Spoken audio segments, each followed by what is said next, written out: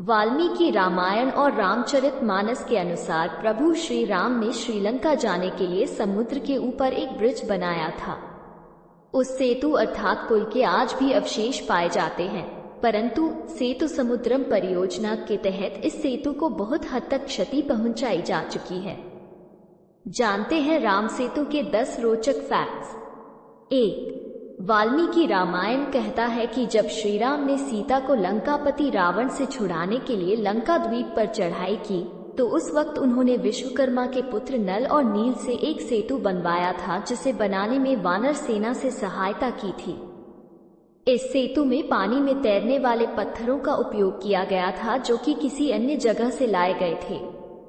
कहते हैं कि ज्वालामुखी से उत्पन्न पत्थर पानी में नहीं डूबते हैं। संभवतः इन्हीं पत्थरों का उपयोग किया गया होगा। 2.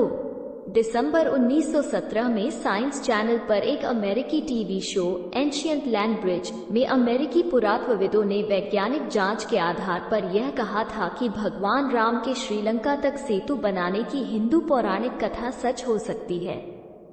भारत और श्रीलंका के बीच 50 किलोमीटर लंबी एक रेखा चट्टानों से बनी है और ये चट्टानें 7000 साल पुरानी हैं, जबकि जिस बालू पर ये चट्टानें टिकी हैं वो 4000 साल पुराना है।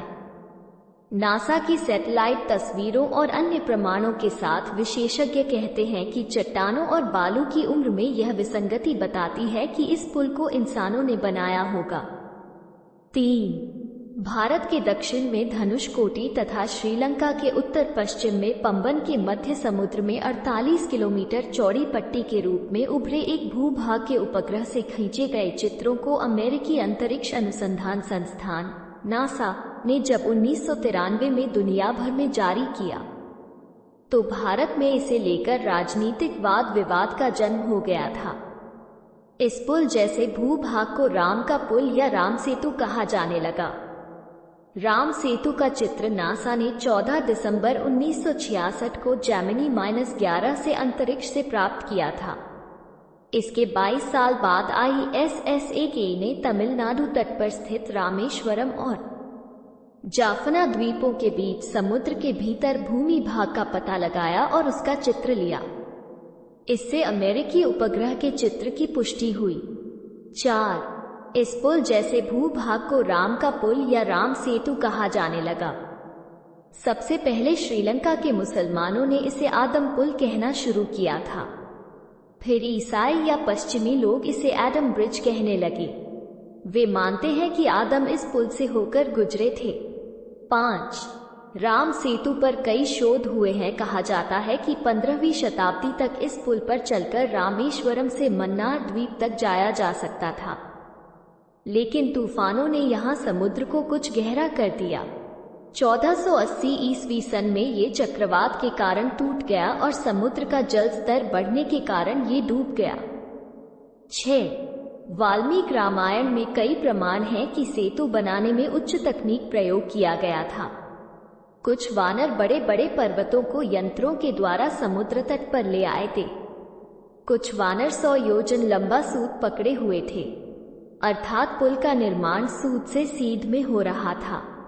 7. इसका नाम धनुषकोडी इसलिए है कि यहाँ से श्रीलंका तक वानर सेना के माध्यम से नल और नील ने जो पुल राम सेतु बनाया था उसका आकार मार्ग धनुष के समान ही है। इन पूरे इलाकों को मन्नार समुद्री क्षेत्र के अंतर्गत माना जाता है। धनुषकोडी ही भारत और श्रीलंका के बीच एकमात्र स्थलीय सीमा है जहां समुद्र नदी की गहराई जितना है, जिसमें कहीं कहीं भूमि नजर आती है। 8. वाल्मीकि के अनुसार 3 दिन की खोजबीन के बाद श्री राम ने रामेश्वरम के आगे समुद्र में वो स्थान ढूंढ निकाला जहां से आसानी से श्रीलंका पहुंचा जा सकता हो। उन्होंने नल और नील की मदद से उक्त स्थान से लंका तक का पुनर्निर्माण करने का फैसला लिया। धनुषकोडी भारत के तमिलनाडु राज्य के पूर्वी तट पर रामेश्वरम द्वीप के दक्षिणी किनारे पर स्थित एक गांव है। धनुषकोडी पंबन के दक्षिण पूर्व में स्थित है। धनुषकोडी श्रीलंका में तलैमन्नार से करीब 18 मील पश्चिम में है। भारत की बेटी को इतना प्यार देने के लिए धन्यवाद। कृपया वीडियो को लाइक करें और चैनल को सब्सक्राइब करें। आपका दिन शुभ हो।